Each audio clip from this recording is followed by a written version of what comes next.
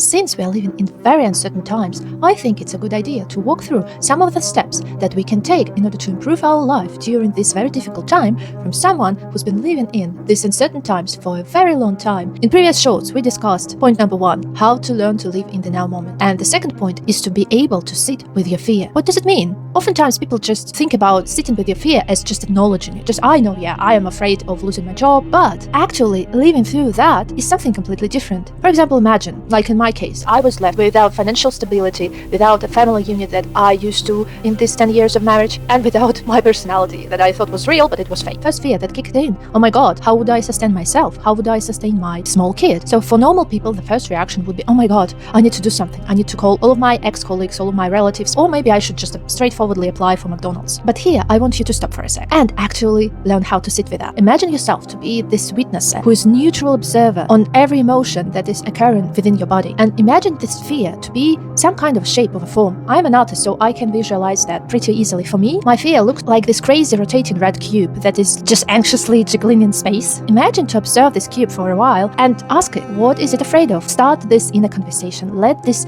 fear talk in your head and don't judge it. Don't express any emotions yet. Let it unfold. And so, of course, it will say something like, oh my God, I don't have any money. I won't be able to, for example, feed my kid, feed myself. What should I do? I don't know how to earn money because I don't know who I am, but I don't want any abuse from the system anymore. What should I do?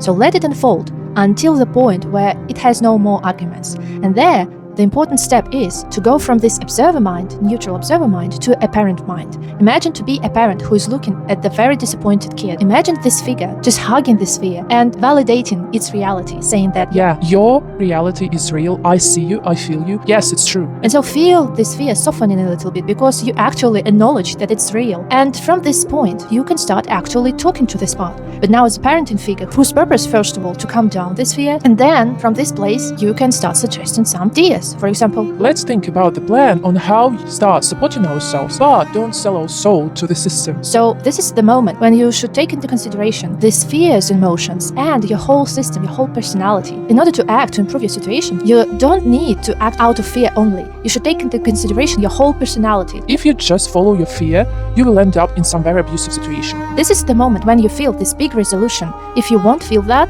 it means that some part of you are still in denial. You should look back and ask your system once again. Sitting with your fear, including, first of all, emotional support, so you let this fear unfold fully. Then you become a parent to it and actually support and validate its reality. You don't deny it. And then you create some kind of resolution, including everyone, not just fear. This systemic approach will help you to come up with something very drastical, but still something in alignment with your true self and something very creative at the same time.